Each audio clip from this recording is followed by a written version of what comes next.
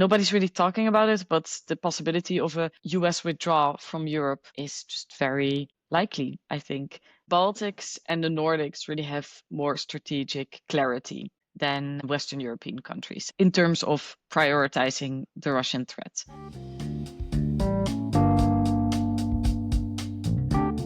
Welcome to Hunter's War. My name is Hunter, and this is a podcast about the intersection of geopolitics, war, and society. Today, we're going to have a conversation with Michelle Haas, a PhD researcher at the University of Ghent, looking at NATO and European defense policy. She's also a fellow at the Egmont Institute, a board member of the Royal Higher Institute for Defense, and an active reservists, and the special forces. Michelle is an important thinker and analyst on European security. We're going to touch on a number of topics that she has written about that I would encourage you to look into. If you speak Dutch, she's got her own podcast, The Paniekzaaiers, and a number of different articles and books coming out in the future. Let's get to the conversation. I hope you enjoy.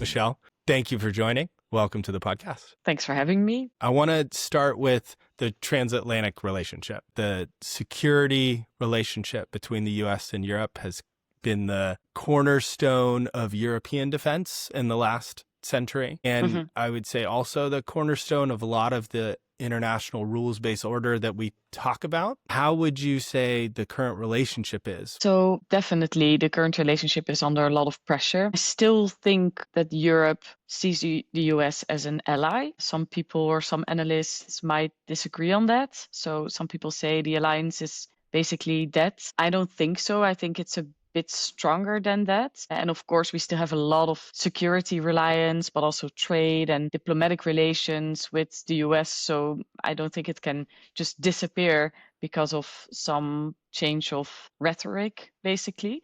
But of course, it's under immense pressure. I also think some people they see it as a kind of window of opportunity for Europe to become more independent from the US. And I mean, in theory or in the academic literature, one of the main barriers of achieving strategic autonomy for Europe was always this reliance on the US. But that doesn't mean that if the US kind of withdraw from Europe, strategic autonomy will magically appear. So I think that doesn't really add up.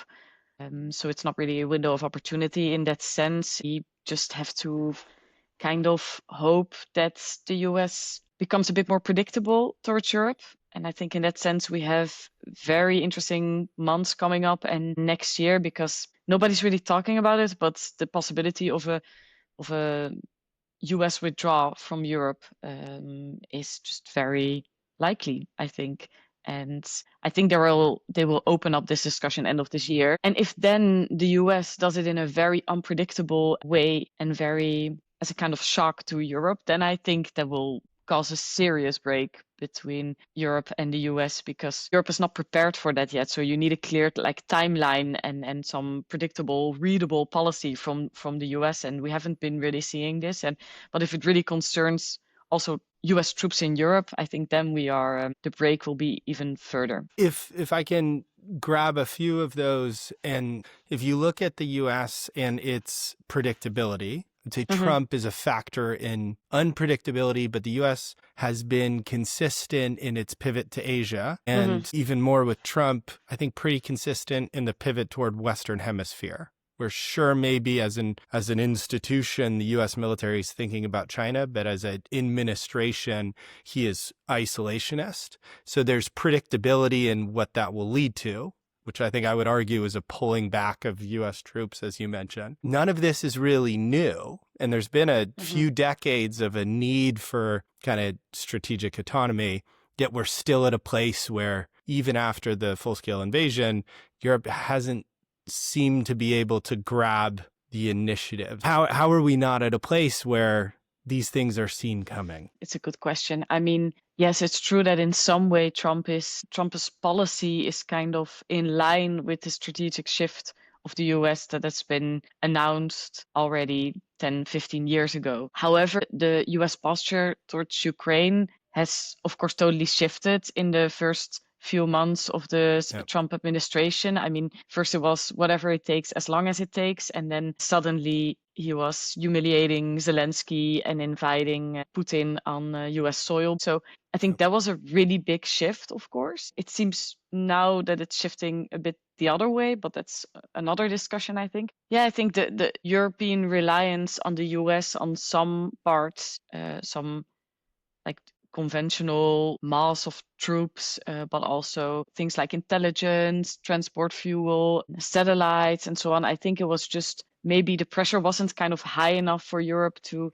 really start this process of becoming independent in those areas. And then now with the full-scale invasion, and also with 2014, you just see a lack of strategic unity, I think, in Europe because of different threat perceptions among European states. Basically, we always call everything a wake-up call, and we called Crimea for some countries that was like this number one wake-up call in reassessing the Russian threat and thus also their defense policy. But actually, for a lot of countries, it wasn't. So there, I think you see a lot of differences between European states, which is also normal. I mean, we're 27 democracies. We're not the United States of Europe. So it makes sense. But then I think that also explains kind of the lack of real pressure there was to start really building something up together in terms of European defense.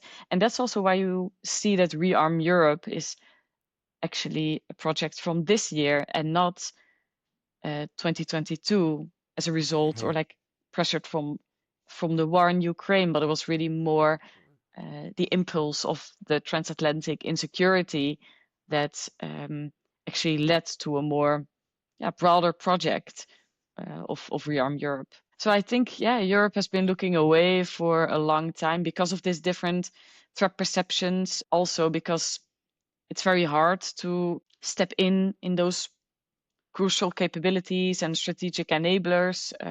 But you're right to say like that actually the US has been announcing this for a longer time. But then also at the same time, I mean, the US has also been profiting from having, for example, troops in Europe. I mean, the US will not get all troops out of Europe because they just need them Well, as let's talk well. about that because there is that. I think there's no possibility of America giving up on Europe and running away. But there is a world in which the cost is something the U.S. administration is no longer willing to defend or the need, and you see a scaling down. First of all, how realistic do you think that is? And what do you think that means for European security? Yeah, so I think up until now, the discussion about US withdrawal from Europe has been a bit too simplistic. It's always like, will they pull out of NATO or not? Will they abandon us or will they stay? I think it will be something in between.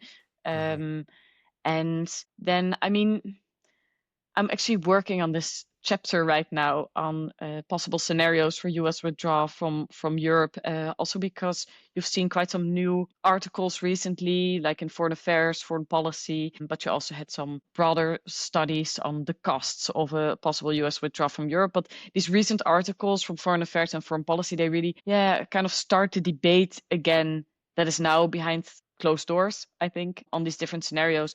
And one of the things that comes up often is a decrease of troops in Europe. Before the invasion, full-scale invasion of Ukraine, I think US had about 60,000 troops in Europe. Then it increased until 100,000, but of course this switches all the time and it depends on which numbers you rely on and rotation and stuff. And I think it now kind of stabilized on 80,000. So one of the scenarios is that, for example, next year, they could announce to go back to this 60,000, so kind of pre-war situation.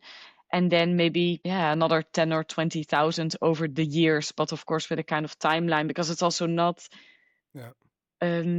easy to just get these troops out of Europe. I mean, it's a whole logistical process that will take years, of course, or you just go away like Afghanistan and you leave us your tanks. It's also which might have been better doing it here than there. But what does that mean for the European reaction? Is there and I say Europe as if there's one thing, but what does that mean for the individual kind of states who then have to fill those gaps? Is there a slowness because of the expectation that this will be a long process and there's no need to act in the immediate short term, which is hard politically, domestically? I think because of all the different steps or the big gaps currently already for a lot of European armed forces, they are just not really thinking about that yet. Also, we haven't planned with taking this into account, but also I think NATO defense planning hasn't planned with taking this into account. So it also would be a bit special from the US if they would announce that, like, this year, new capability targets have been announced. We had the new NATO plans, I think it was 2022, that they have been decided upon. I mean, that makes it, of course, difficult. So I think for Europe, we don't have the full picture right now, in the sense that we don't know if you have to send a reassurance force to Ukraine and how many troops there will be, and if there will be a US backstop, how significant that will be, if it's just symbolic or with real material support. Then we also don't know if the US would withdraw troops from Europe. So kind of those are the two main question marks that I think Europe is facing right now. And it's difficult to prepare for that, because basically, if both of these scenarios end up asking a lot more from European states, I think we're just not able to do it on short term. So the best we can do is try to let the US stay a bit on our side. That's also what you have seen, like this summer, this whole kind of charm operation by European leaders towards Trump and also Mark Rutte of NATO. I think it was the best option, or it still is the best option for Europe to do, because we don't have the cards on the table right now to take another strategy. But what does that mean for deterrence? Because on the flip side of this, you have a main enemy, and I want to talk about threats later, but you have a main threat of Russia, which is a singular actor, which has an ability to make decisions, maybe doesn't have great options, but has an ability to just decide. If they're looking at Europe and they see a lot of question marks, a lot of long timelines, a lot of confusion, what does that mean for European deterrence against Russia? Yeah, it's not good for sure. I mean, deterrence is, of course, also about capabilities, but also it's also really about whether or not Russia believes that Article 5 is still real, and whether or not European countries believe that. And there was a recent survey in Finland where apparently, I think it's about 16 or 17% of Finnish people still believe that the US would come and help a European country if it would be invaded by Russia, which is like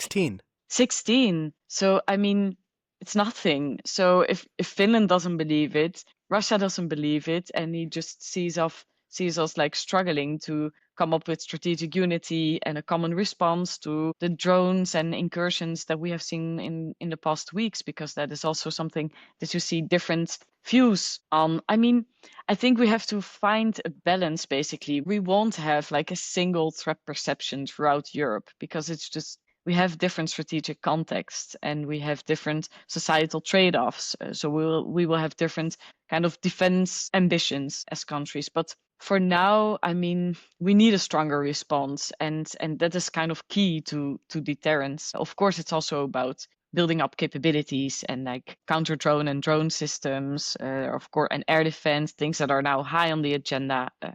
And I mean, they will also talk about it at the next NATO Ministerial.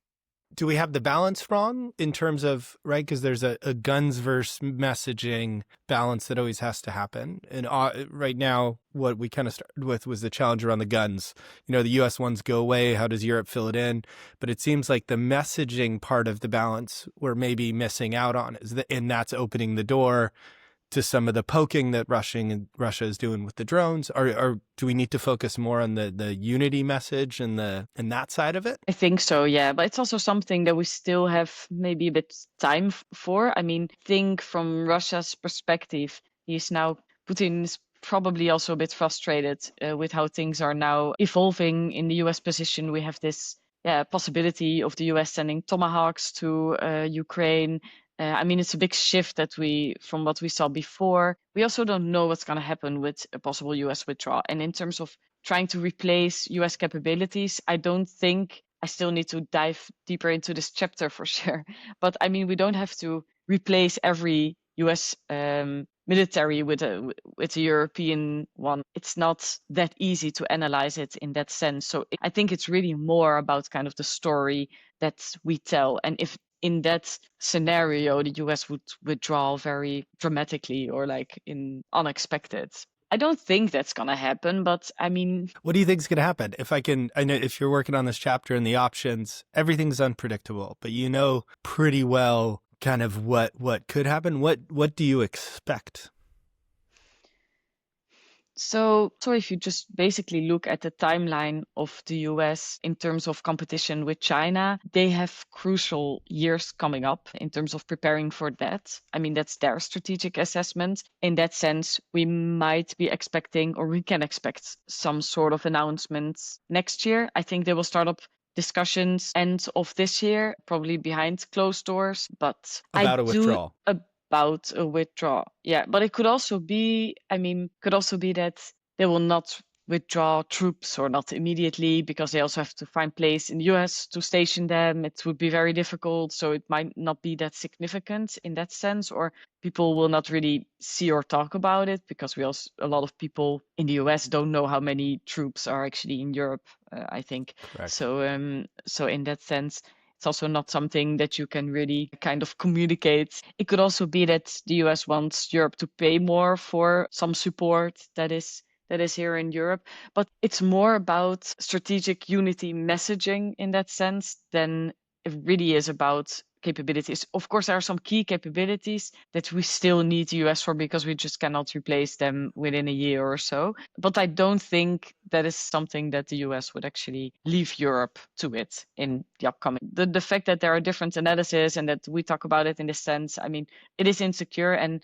Russia knows that as well. And that is already weakness, basically. Let's then pivot to the, not fully leaving the US aside, but the European kind of situation. And I know you spent a lot of time recently in the Baltics. There's a conversation about societal resilience. Tell me about the kind of Baltic approach to this. What are you seeing there? What are we able to learn from that region in its awareness of the threat? The Baltics and the Nordics really have more strategic clarity than Western European countries in terms of prioritizing the Russian threat. When I started doing a lot of interviews with Baltic and Nordic defense experts for some of the research that I've been doing, and you ask them about how the war has impacted defense policy objectives or threat perception and so on, public opinion, the first answer you get is always like, yeah, which war? I mean, it's the second war, or the war has already started in 2014. I think that also shows some sort of frustration between the Nordic, Baltics, or Eastern European and the West in terms of how to make sense of the Russian threat and how it has increased over the last decade, basically. In that sense, I mean, the Baltics were kind of right in assessing Russia's aggressiveness and intentions in a more intense way than Western European countries. I think we were quite wrong in our assessment in that sense. And so the impact there, I think one of the interesting recent things that you've seen changing, for example, in Estonia, is that they are investing way more in long-range missiles, also to kind of show that they would be able to hit something back in Russia. I mean, they don't have strategic depth. They're in a very difficult situation in that sense. They can build up as many volunteers and troops they want on the border. But basically, if Russia would want to, could, take one of the Baltic states in a very short period. So I think that's a new form of deterrence, from like deterrence by denial to deterrence by punishment. So that's something you've seen changing. And also the Baltics have been trying to push for that on a European level, which is, of course, more difficult because, I mean, that's these different forms of deterrence is also about balancing the risk of escalation with the risk of insufficient deterrence, basically. And countries have different calculations on that part. And when the threat is really as existential and big as it is to the Baltics, then of course you want to risk maybe a bit more escalation instead of risking insufficient deterrence. So that is on like military capabilities and strategic communication. I think you've been seeing a lot of new developments also in terms of more like military leadership and the structure of forces and with volunteers. I think they've also have to be more kind of creative. And you see that, for example, like the volunteer groups are training a lot more with drones capabilities, also because they don't have this professional structure that they have to work in. I think we can learn a lot from maybe more flexible structures. I mean, we have all very professionalized armed forces, but then, we also just need a lot of volunteers, basically, and people that can also keep up with the innovation cycle in terms of drone warfare and so on. And that's not always easy to do that in the professional context, I think. Is that related to that whole of society approach that you hear, and especially in a Belgian context? Yeah, I mean, yes. So this whole society approach, you have different terms for it. Also, total defense, comprehensive approach. It depends on which context you are in. But basically, I think the basic understanding of this approach is that defense is way more than just the military aspect, and that you also need to include the population. It's also about how companies can prepare for different kind of scenarios, and if there are like crisis plans, that companies also know what to do in this kind of situations. I mean, Finland is the prime example, of course. I mean, they have hundreds and thousands of reservists. I think they have more like what they call shelters for people than actually the population of Finland. They're very prepared, and of course, the society is also very resilient in also their kind of willingness to defend. I think we have to talk also more about willingness to defend instead of willingness to fight or die. I mean, this more whole society approach, it is something that the Baltic states are still kind of implementing as well, and Poland as well. It wasn't their approach before 2022. And so, of course, that also takes time. And Western European countries can learn from that. Although I think maybe we should, it means something different for us than it means for the kind of border states. Well, what does it mean? I'm curious of that. When you say it means something different, what could that mean? For example, being more flexible as a citizen about how the military should use public spaces for military exercises. It's actually a big debate in the Netherlands right now because there's just a lack of space to train. And then you see a lot of opposition among the population because they don't want these jets flying over their gardens, or they don't want to be disturbed with any sounds. And so in that sense, there's also a form of being more flexible as a society to, for example, let the military train, and about creating more space for training fields and so on. So that could be a part of it. Of course, it's also about just dealing with disruption in a more general sense. I think strategic communication in the West shouldn't be about how Russian military could suddenly be on the streets of Brussels, because a lot of people are saying like, that will not happen. But it's also not what we are preparing for.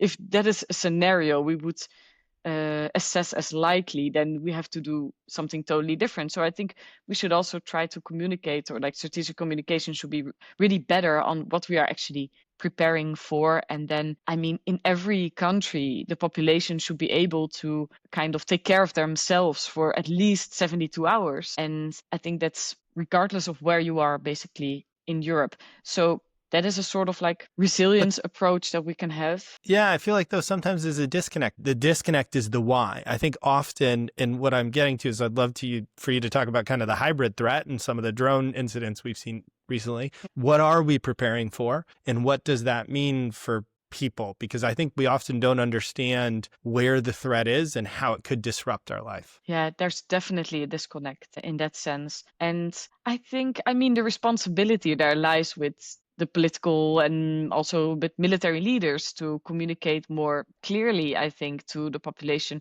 what is actually the threat and what we are preparing for. And what you see now is that it's often about procurement stuff and about more like the technical part. And people are like, but why do we need air defense? Or like, we are skipping often kind of the first step element, which is the threat. But basically just like rebuilding our armed forces to a minimal level in order to just be deployed with a few thousand soldiers abroad in terms of deterrence forces, or perhaps Ukraine, maybe something at some point will do some sort of out of area mission again. We are just now at a point that we're just rebuilding our armed forces in a very minimal way, actually, and adjusting them to new evolutions in technological part of defense.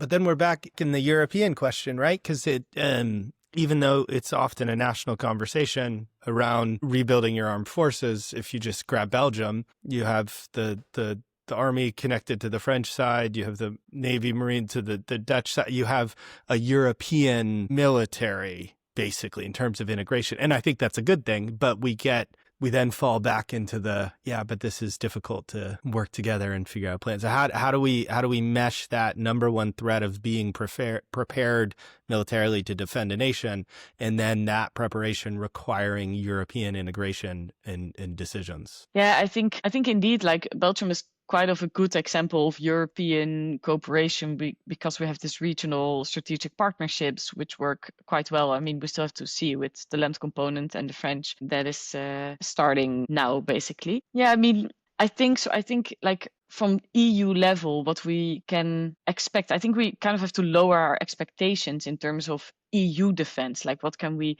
do with 27 member states? And I think there it's mostly about trying to boost a more like single market on European defense industry, which is not the case right now. It can also be more on coordination. We also see different projects, for example, one on military mobility, where the Dutch are actually in the lead. It can be about giving incentives to increase spending. So, I mean, on EU level, but we see this kind of different things that are among Rearm Europe, which has been announced earlier this year. So how do you feel about that one in particular, if I can?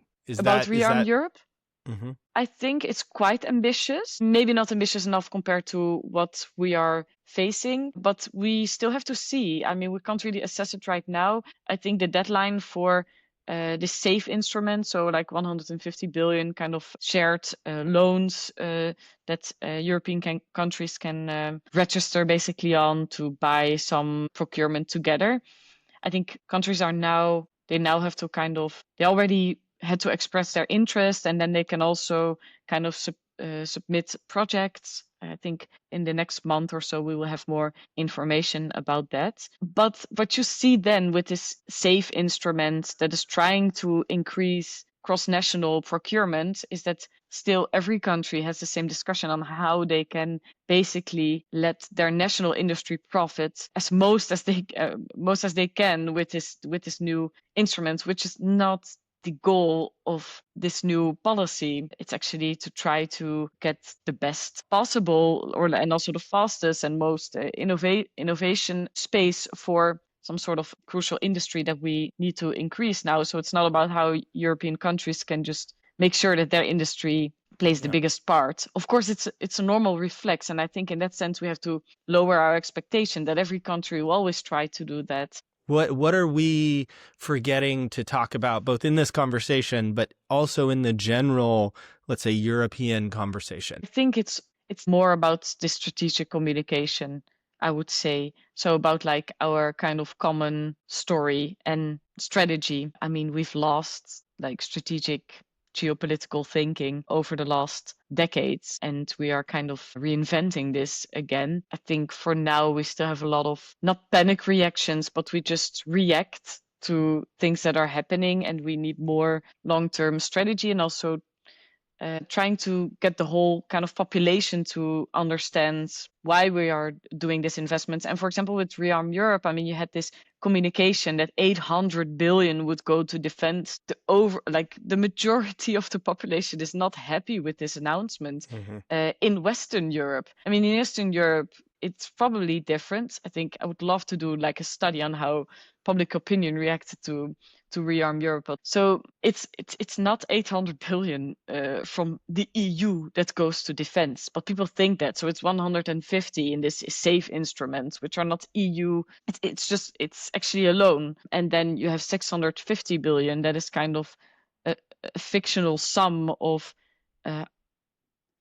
an increase of defense spending of European states of about 1.5% in the upcoming years. And then we would have in total 650 billion. So I think the reaction that you saw, for example, in Belgium is really like a lot of opinion pieces in the paper, like, this is insane. We are spending 800 billion on defense. I was like, no, it's like this. We're also not making a sum of how much we spent on social welfare in all of these countries. And then say like, in this year, we spent so much in the EU on social spending or like on, and I don't think we should do that because does it make sense to come up with this, I don't know, kind of sum of all this national expenditure? So I think in terms of strategic communication, we have a way better job to do so. And I think Rearm Europe definitely showed that. And also the NATO summit. I mean, the Yeah. NATO summit, a lot of people and media were criticizing how it was just pleasing Trump. While, I mean, the story of Europe should have been, I mean, no, we have actually all the past governments in our countries have agreed on, in the whole process of NATO defense planning, on these new regional plans that require new capabilities that are divided among among member states, and we have our own capability targets. And basically, for every country, that means spending about 3% or 3.5%, depending on your context, of course. And so that's why we have this 3.5%. And I mean, it's true that Trump came up with this 5% and that we had to find a way around that. But it's not like we don't need 3.5% to actually do what we agreed upon. So I think in that terms, like Europe has a lot more to do in making this clear.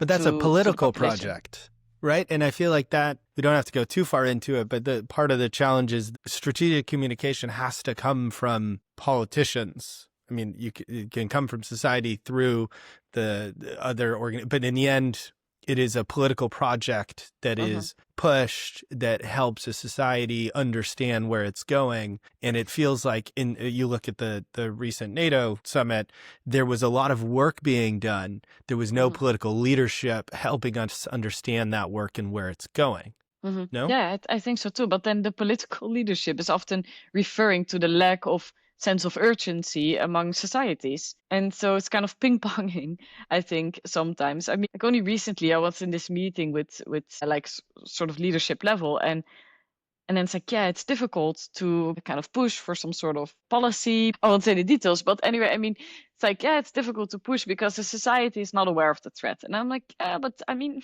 does it work that way? Like, do politicians just need to make it more understandable to the public? And of course, I also think it's a job for every one of us, and that's this whole of society approach. And there, I think, I mean, in terms of education, we can do way more. You have education in Belgium where the children learn what to do in the case of a terrorist attack, of course, because that's something that happened in 2016 in Brussels.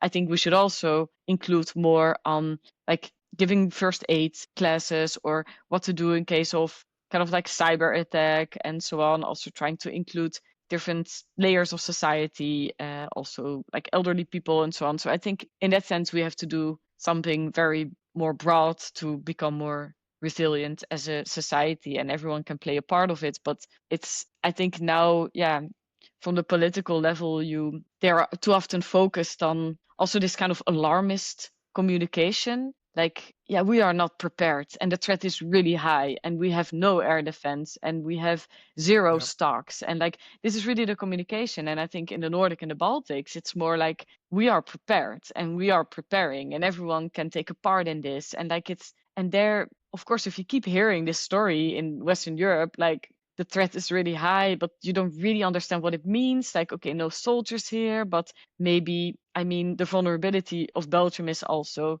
that a possible attack, a missile attack, can come from the north, and then just basically water and air is between Belgium and Russia. So it could be that in some scenario there would be a strategic goal in or target in Western European countries combined with a small land operation test in the Baltics. I mean, we don't know, but those different kinds of scenarios, and also this cyber attacks where you wouldn't have access to some things, or maybe like to normal water. There can also be an attack on like the water facilities and so on. So I think without being too alarmist, we have to try to balance between realism and not creating too much fear. And I think crucial in that is giving people a more optimistic story and also something that they can do about it. And I think there is still a lot of work. But you're doing something about that. So that's a good lead up to kind of some of the work you're doing with your podcast. And I would say voor die Nederlandstalige onder ons, the paniekzaaiers,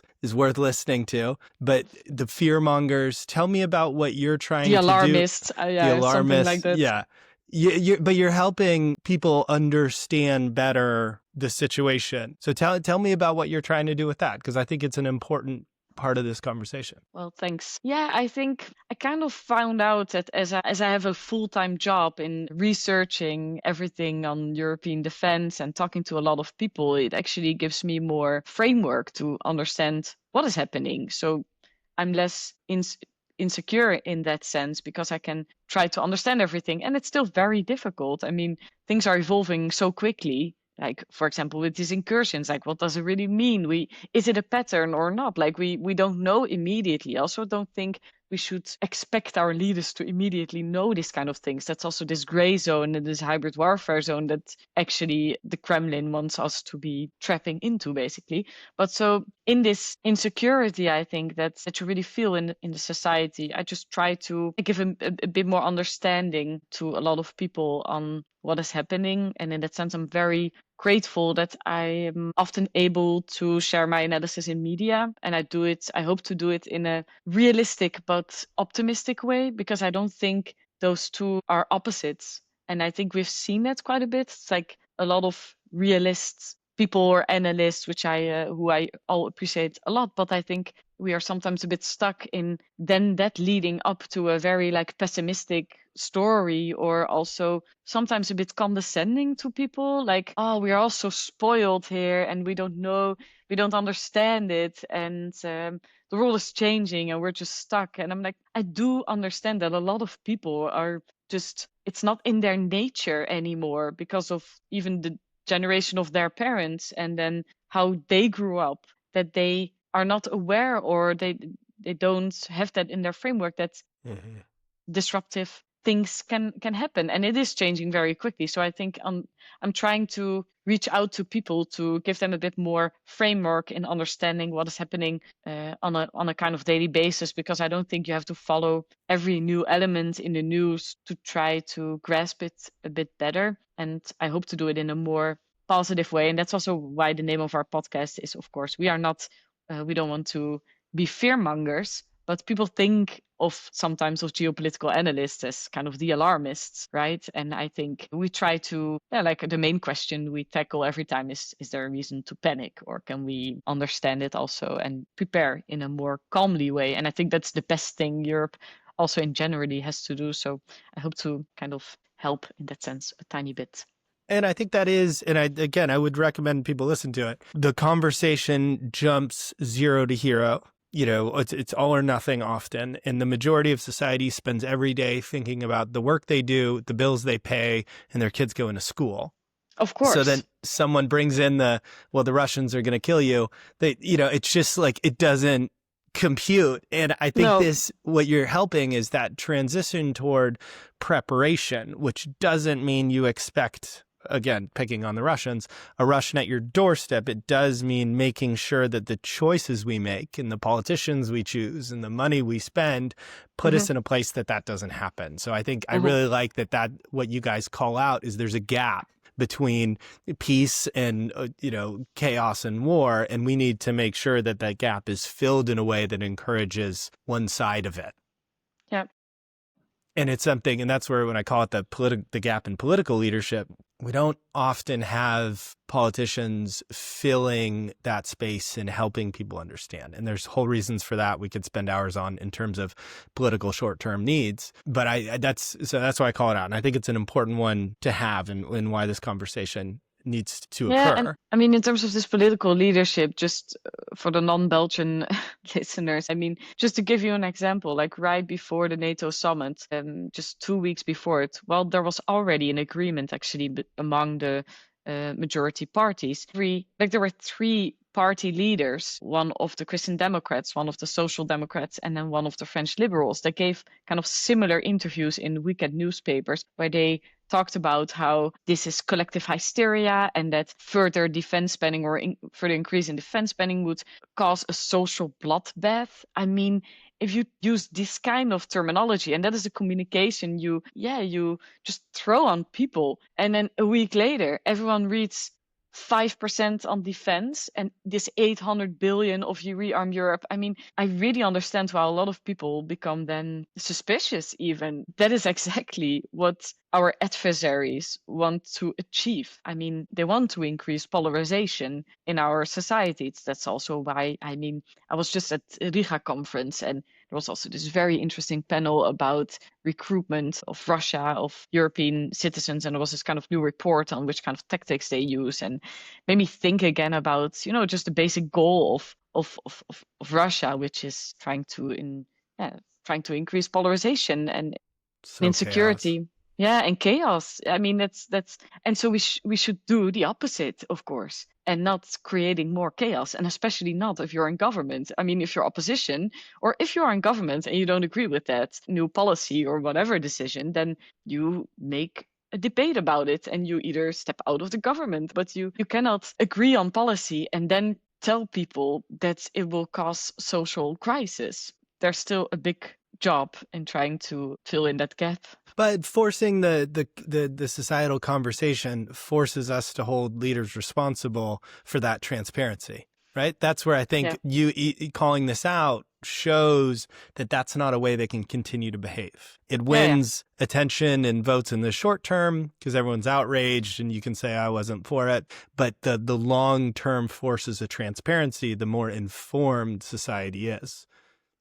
One topic that I think about a lot, and I'm curious whether you say irrelevant or something we should look at, is with hybrid tactics from Russia, some of the attempts to cause polarization and societal splits, right? Just pit people against each other. The one thing I'm thinking about and worried about is using the conflict in the Middle East to encourage kind of, let's say, lone wolf actions. There is now an incentive for Russia to encourage individuals who have been radicalized. And we went through this for 20 years with the war on terror and how focusing on terrorism alone is I think, dumb and leads to bad decisions. But you go, there's now a world in which there is a lot of angry, frustrated, radicalized people who are willing to cause chaos. And Russia benefits from that. So as a threat, does Europe need to be thinking again about individual terrorism on European soil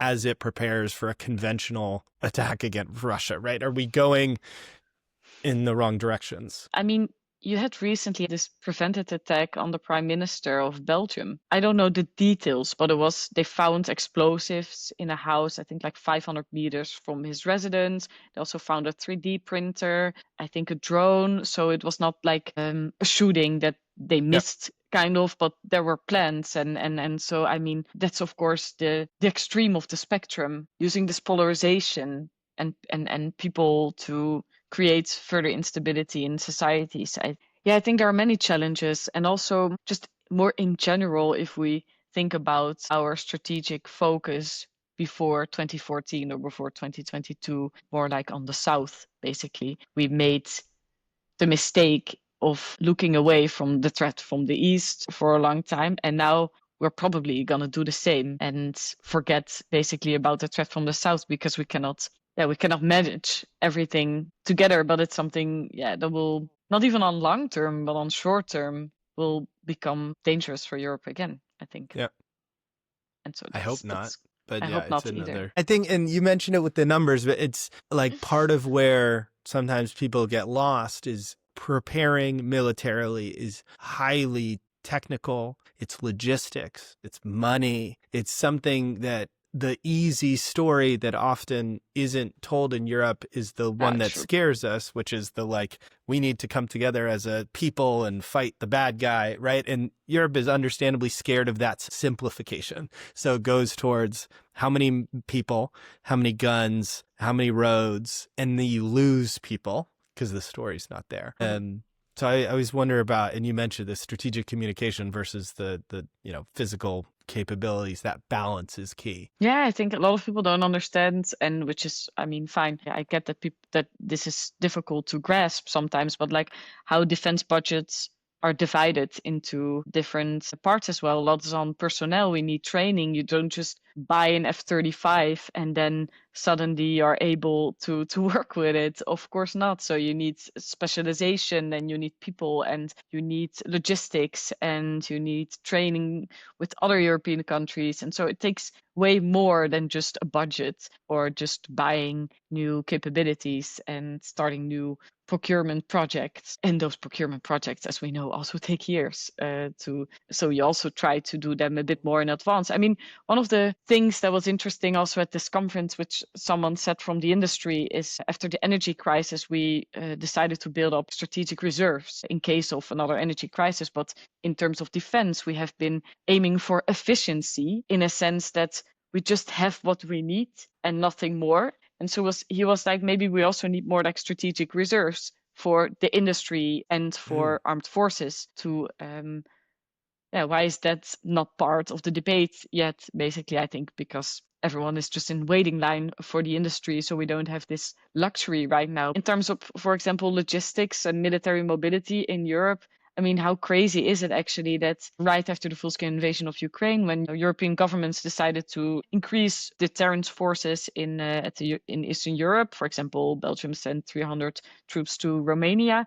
I mean, we basically had to call to the US to try to help us with sending our material and troops to the east. And you still had situations where you had to wait like weeks for Germany to accept a request of using the railways and so on. So, I mean, in that sense, defense is about way more. We talked about this whole society approach, which is super important and means a bit something different in the whole of Europe. But then you also have this everything basically that comes with building capabilities. And that is difficult to discuss sometimes, I think, because you also have the political context where politicians like to just kind of communicate about the big announcements, right? It's like, oh, I'm investing in this, or I'm the one who, like, you don't say like, oh, we just finished some, or we made some regulation more easy to try to ship some sort of armed vehicles to, like, I don't know, like, it's not something politicians talk about.